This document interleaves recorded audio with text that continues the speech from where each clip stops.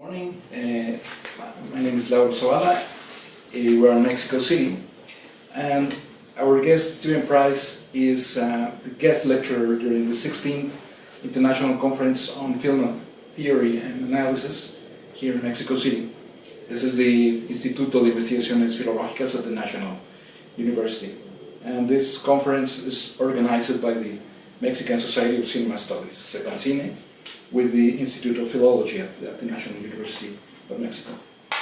The intent of this conversation is to let the readers and the person who watch it to know what is the kind of research created by Dr. Price and its relevance to film theory. Dr. Price, thank you for accepting our invitation. And first, I would like to ask, what is the main goal of your research? Well, I started as a theatre scholar and studying drama, and a lot of the people that I was interested in turned out also to be writing screenplays, and what I noticed was that there was a great discrepancy between the amount of work written about theatre plays compared to the very small amount written about screenplays, and people didn't really seem to have a vocabulary for talking about screenplays. So really, I guess the goal was how to account for that. Why is that? Why do people not write about screenplays? And should we think differently and start to talk about them, because they're clearly very important contemporary form of writing. So that was the main impetus, I think, behind that first book. Would you say that your book is the first one to sustain that the screenplay may be studied as a literary work?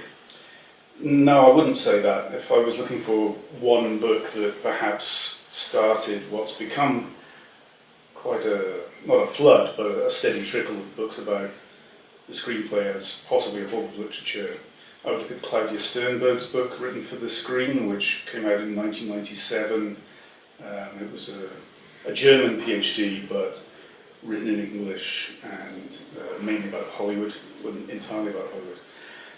So that would be the first one, but what I noticed when I was researching my book is how frequently people have made the claim that, the screenplay, it's a new form of literature. And you can almost go back to Tolstoy, that was really talking about the influence of film on writing in 1908. But you can certainly go back to the 1930s and get people arguing that, the screenplay is a new form of literature, and then into the 40s, and then into the 50s, and right through to now, people are still saying it's a new form of literature. Why do you have to keep saying it's a new form of literature if that argument's been accepted? It clearly hasn't been accepted, so the argument keeps having to be made, and made in different terms. And also, I'm not sure it is a form of literature, it depends how you define literature. So I guess I was looking at the various ways in which people might try and frame the screenplay as a written text or a literary work or something like that, and wondering again, why has it never really been accepted as a literary form? What is the relevance of the book published by Richard Corliss on the screenplay in 1974, where he studied 100 screenplays by 35 writers, including such as Ben Hedge, Preston Sturges, Frank Paglen, Aaron Polonsky, and Billy Wilder? I think it's pretty clear that that book is actually trying to construct a kind of pantheon of screenwriters as a kind of parallel to Andrew Sarris's pantheon of directors. And so in that way, I guess it's trying to challenge an auteur theory, as it got called, that very much got focused on the director and indeed very much on the American director in Sarris's formulation. But the problem that I have with that book, although I think it's valuable, is that it doesn't really look at the writing of these writers. It's looking at, if you like, recurrent themes, story ideas, genres, rather than examining, if you like, the texture of the writing itself. So I think it's an important intervention. I think it's been very important in challenging this idea that the director is some kind of an omnipotent figure in filmmaking. But I don't think it did a great deal to advance the study of screenplays as written text. And again, I guess that's one of my main interests, the written texts themselves. There is one scholar, Boone, who states 7 principles of imagist poetry. And these principles seem to apply to writers such as Ernest Hemingway, James Cain, Dashiell Hammett and Raymond Chandler. What does it mean for the literary value of screenplays? Well, Boone's argument, and it's been made by some other people as well, is that the screenplay is an imagist kind of writing, where there are analogies between what we get in screenplays and imagist poetry and so on. And I think that's valuable. I mean, for example, there's a common assumption that you mustn't have narration within a screenplay text. You present a series of images, dialogue, but you don't narrate the action as such. And I think there are some connections there with imagism. But as you quite rightly point out, I think you could make some similar arguments about certain prose fiction writers. And also, if it's true that screenplays must follow this kind of imagistic structure, it tells us a little bit about screenplays, but it doesn't necessarily tell us a great deal about imagism if all screenplays work this way. In fact, I don't think they do. And this is repeatedly, I think, when people are talking about the screenplay as literature, they're coming at it from a certain point of view of what literature is and a certain point of view of what a screenplay is. And there will always be many, many screenplays that don't fit this model. So I think it's a valuable insight, and certainly I think there is a kind of imagistic appeal to certain kinds of screenwriting, but I wouldn't want to overgeneralize. Later, Sarah Kozlov equates cinematic dialogue with haiku, sonnets, and limericks for their extreme condensation. Would you say this comparison stands in many cases? Many is a good word, and certainly not in all cases. Again, I think we're talking about genres of screenwriting, if you like. There are certain kinds of cinematic dialogue that are very compressed.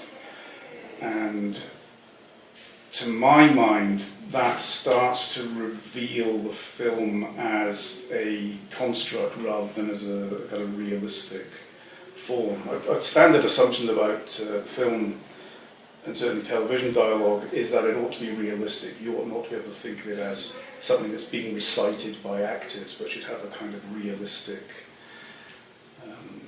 excessive, redundant material, for example, so that you wouldn't think these people are reciting lines.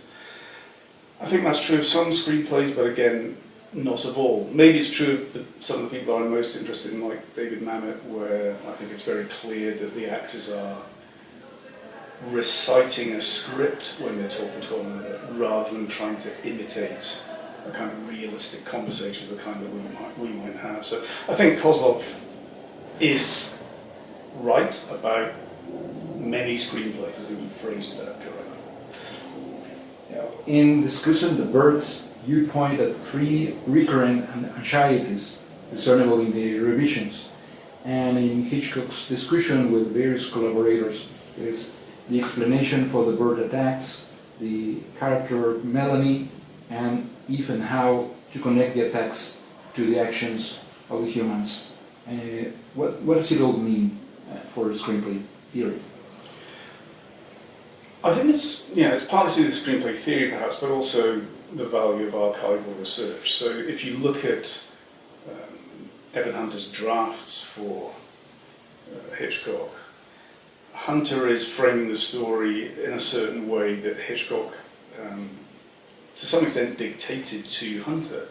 But Hunter, I think, had more of a kind of novelist's idea of narration again. So I think Hunter, at points, seems to want to explain why the birds are attacking. Hitchcock, from the very beginning, decided we do not want to know why the birds attack. This is crucial. So if you look through the drafts, you can see that there's something of a dialogue, a hidden dialogue going on between Hunter and Hitchcock. And of course, what we see on the screen is Hitchcock. And part of the value of studying this, I think, is to see, well, there are alternative ways of thinking about this story. The film could have gone in these other directions and would have meant something different. And there, I think, you have a very classic debate going on between a director and a writer, and of course, because the director is Hitchcock, the director wins. You mentioned a few specific things there. I mean, the character of Melanie I thought was important to research a bit further, because Hitchcock, I think, sometimes is resistant to the idea of wanting a backstory of people talking, explaining their motivations. you talk about this is pictures of people talking, we're not interested in that. But it's quite interesting that late in the day, after Hunter had finished his work on the script, Hitchcock actually brought in another writer, I think it was V.S. Pritchard, certainly brought in another writer to write a speech for Melanie on the sand dunes where she's to some extent explaining her character and her motivation and the way she is. And this is something that Hitchcock typically is thought not to do, but Hitchcock actually commissioned that revision in order to give us that insight into Melanie's character. So again, I liked the fact that it was hard to pin Hitchcock down in quite the way that he often is. He seems to be more complex, more open to different ideas of doing things, and was willing to do what he felt would work for the film. So yeah, I guess it's that kind of archival research that exposes why certain things were done, and does this challenge our preconceptions about, in this case, Hitchcock. I think it does. I think that's the value of it. In the book you establish a distinction between 5 kinds of Polish screenplays. The conclusion is that it shows the unstable nature of screenplays. Nevertheless, they are all closer to the short story and to the poetry than to the novel. You say that? I think that's broadly true, although treatments will often give you more narration. In fact, Diego and I were just talking before this conversation about production bibles, where you'll have quite detailed character descriptions, and you often get that in a treatment as well. So I think the reason why the screenplay tends to be compared more frequently to the short story than to the novel is that, again, if we're talking in very simplistic terms, there's less room for narration in a short story, and it's closer to that imagistic form that we were talking about before, whereas in a novel you can have all kinds of narration. It's interesting also that you picked up on this idea that the story will proceed through different stages and different forms, and a few people have criticised me or wanted to qualify what I said in that chapter, because possibly in the way that chapter is presented, it gives the impression that this is a fairly standard linear sequence of iterations through which the script will pass, and in fact the situation is much more fluid, and you'll be returning to the treatment and revising it, or you will be making changes to the shooting script based on something else. So this idea of a kind of linear succession of stages is perhaps overstated in that chapter, but generally I think it holds broadly true if we're talking about script development, that you will tend to have one form and then that will be replaced by another form and so on, but these forms I think remain in dialogue throughout the production. There's a scholar, Sternberg, who sustains that the screenwriter is a hidden director. Why would this be so? I think it comes back to something we were saying earlier about a resistance to the auteur theory and the elevation of the director as in some way the dominant figure invariably in filmmaking. And in Sternberg's analysis, and in fact to some extent she's taken up this imagistic idea of the screenplay, although I don't recall she uses that term herself, but she's pointing out that the script, without necessarily narrating, is in fact telling you, look at this is important, look at this is important, what this person says now is important.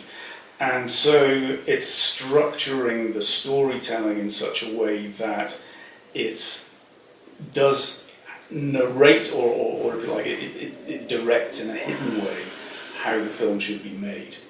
Again, I think she's talking about a particular subset of screenplays, but I think it's an important intervention to be able to make that kind of argument about the value of the screenwriter and what the screenwriter brings to the story and to the film, as opposed to simply what the director does. And the last one, what is the relevance of some forms of dialogue such as comedy menace, duologues, or one-liners for establishing the authorship of screenwriters? Again, we were discussing before things about dialogue where, and I love, for example, Double Indemnity, and you get that kind of noirish dialogue. And noir, I think, or certainly the classic American 40s and 50s noirs, again, it becomes very clear that this is a kind of scripted, wisecracking dialogue that's going on. It's not an attempt to reproduce everyday speech. And in fact, if you look back at the Rodgers and Astaire musicals, and part of the joy of those films is the dialogue that's very witty, but obviously very scripted. And so, again, I think I'm drawing attention to certain kinds of dialogue that draw attention to the fact that even when you're watching the film, you're very aware of it as a construct. And a key part of the construct is the work of the screenwriter in shaping the dialogue in that particular way. But of course you have different directors who will allow the actors to improvise, and then you have a different kind of script, a different kind of film. So I'm trying to distinguish between different kinds of screenplay, different kinds of dialogue. And well, after a few years after writing the book, how do you wrap up the main idea of your project? Within that particular book? Yeah. I guess the point was to begin with this question of why is the screenplay marginalised? And as I've continued to work on this in this area, I've come up with various answers, some of which I think are articulated in the book, some of which maybe aren't. But I discovered that literary scholars think the screenplay is just a pretext for a film and therefore is in the form of literature. That's a fairly standard kind of reaction. Filmmakers frequently regard the script as something that simply disappears once the film is made. It has no residual value. And I think a number of film practitioners, following on from that again, wonder, well, what's the point of screenwriting research? This is a much more sort of practical, industrial form. It doesn't need this kind of academic attention.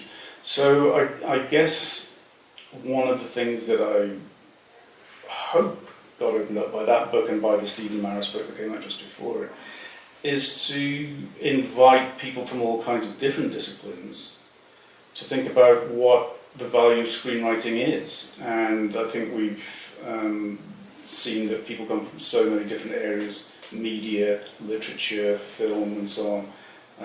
And so I hope that the book played its part in initiating something that's continued to develop, and I hope that will carry on. Well, tomorrow you're giving here a seminar on Mamet. That's right.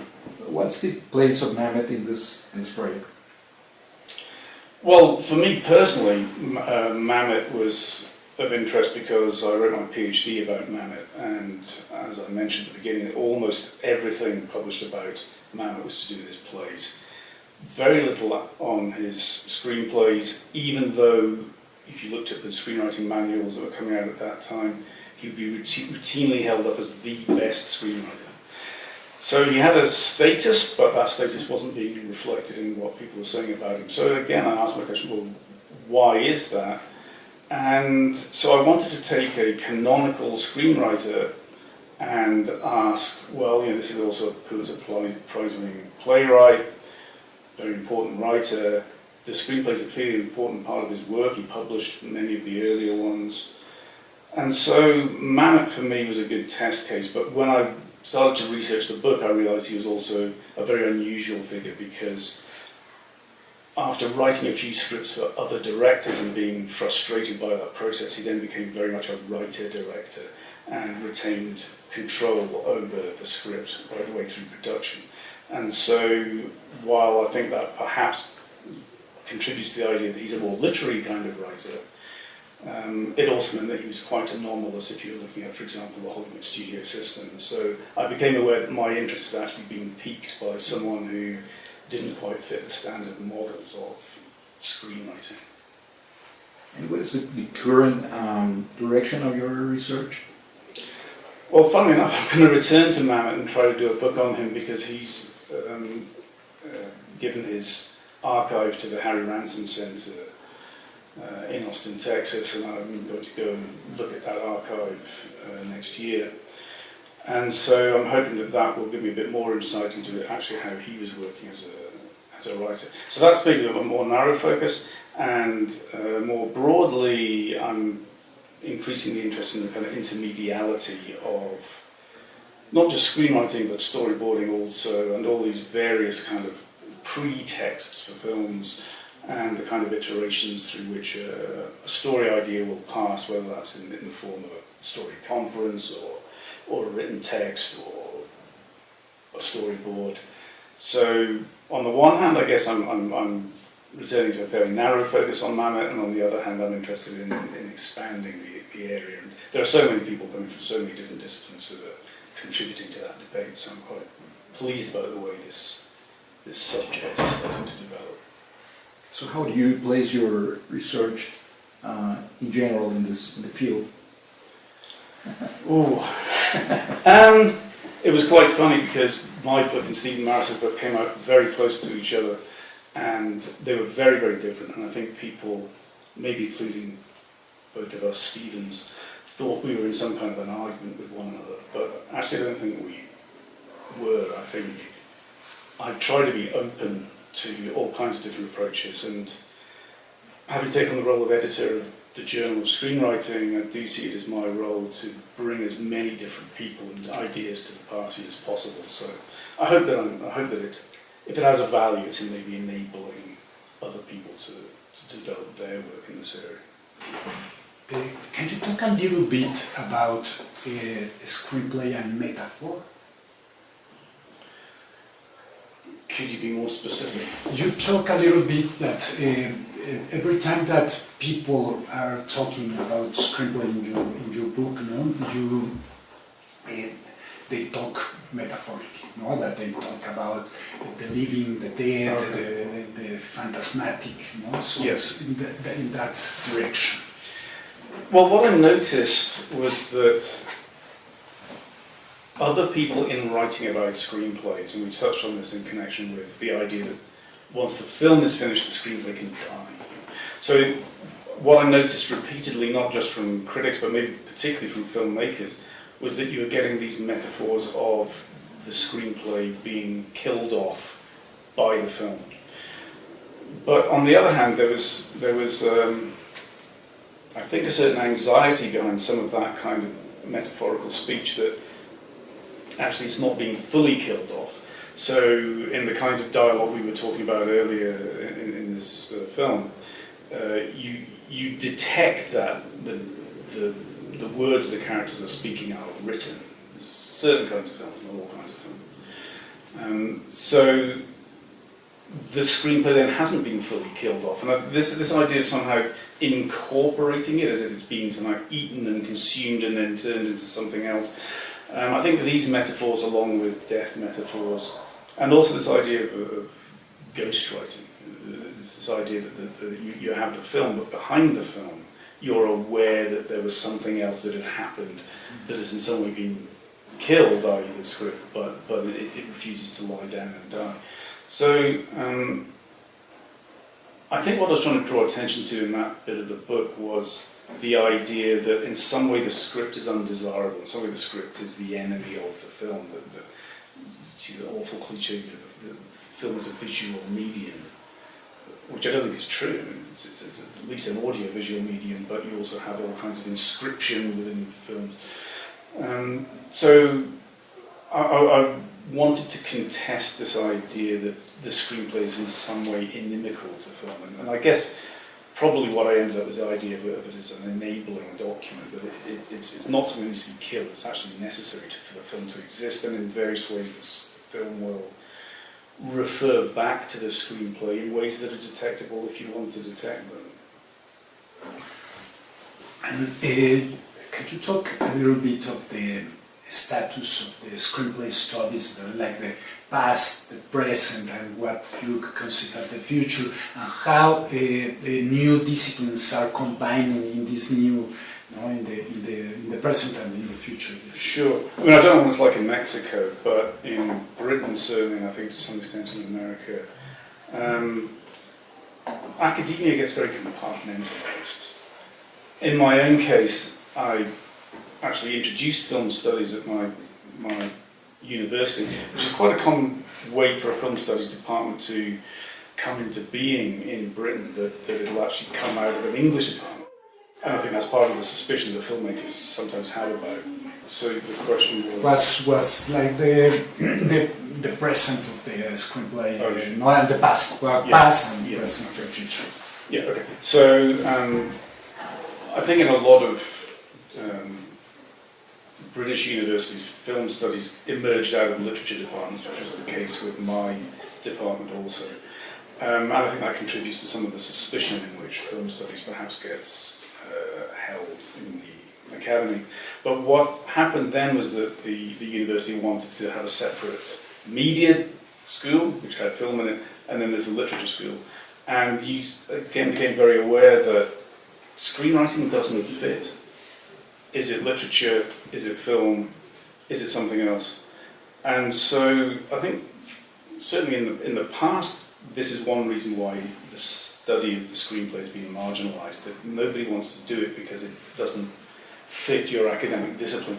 Whereas for me, that should be an opportunity, and it's certainly been a great opportunity for me to do all kinds of research into texts that haven't been studied much. So I think one direction in which screenwriting studies is going now is towards script development, the script in relation to other media within the production of a film, kind of intermedial study, as we were talking about before.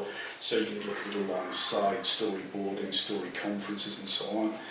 And I think that, again, is another reason why so many people from so many different disciplines have enjoyed working in this area, that they see connections between their discipline and other disciplines, and they want to explore those. And the screenplay is really the perfect site for that. So a problem it's had is that academia is too compartmentalised, in my view, but hopefully screenwriting studies is one example of the way in which things can change.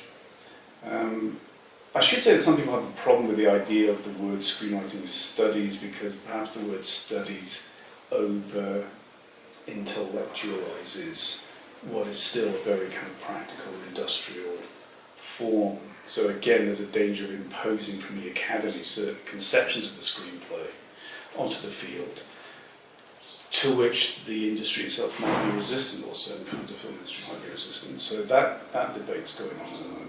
Okay.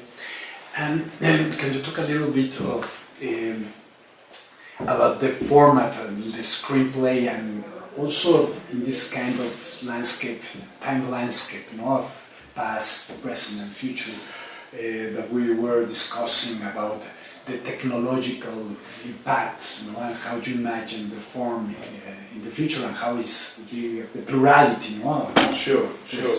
I think we're very familiar today with the idea that there is a standard form for screenplays, and I've looked into huge numbers of scripts that were submitted, for example, for the Academy Awards for Best Screenplay, and there was a standard format.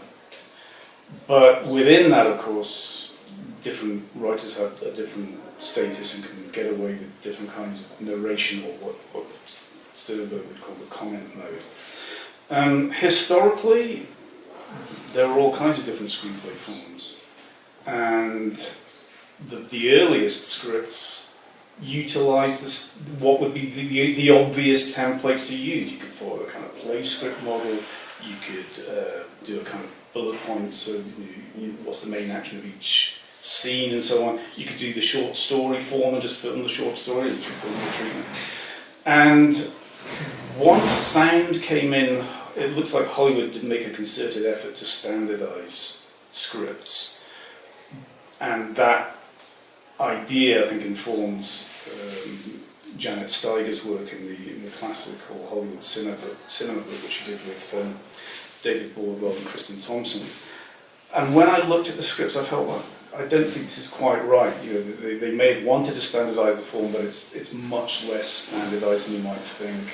There's all kinds of opportunities for producers to intervene into the script, and so you end up with rainbow scripts of all kinds of different people. So again, I wanted to question this idea of whether the screenplay just does have a standard form, because if it does, that might be another reason why it tends to get dismissed. Oh, it's just a kind of industrial template. Looking ahead a bit, first off, I think you have all kinds of writers who feel, well, certainly if I'm outside the constraints of a studio system, I should be able to write the script that I want to write. There are other constraints, of course. You might need to write a script in order to try and secure funding. What would be the best way of writing that script to do that? But as we're moving pretty much exclusively towards a kind of digital filmmaking era, more and more I question whether we need the idea of a script as a kind of template or blueprint for a movie, because these days you can film the action you want to film very cheaply without needing to have a script at all if needs be. Or, you know, there are all kinds of programs like Scrivener and so on that encourage a kind of multimedial approach to filmmaking. And indeed, the distinction between pre-production, production and post-production, again, that linear idea of filmmaking, I think that's breaking down somewhat because there's so many technologies you can use that circumvent that. So I don't know whether the document that we tend to think of as the screenplay is really going to survive that much longer. I don't know. We'll have to see.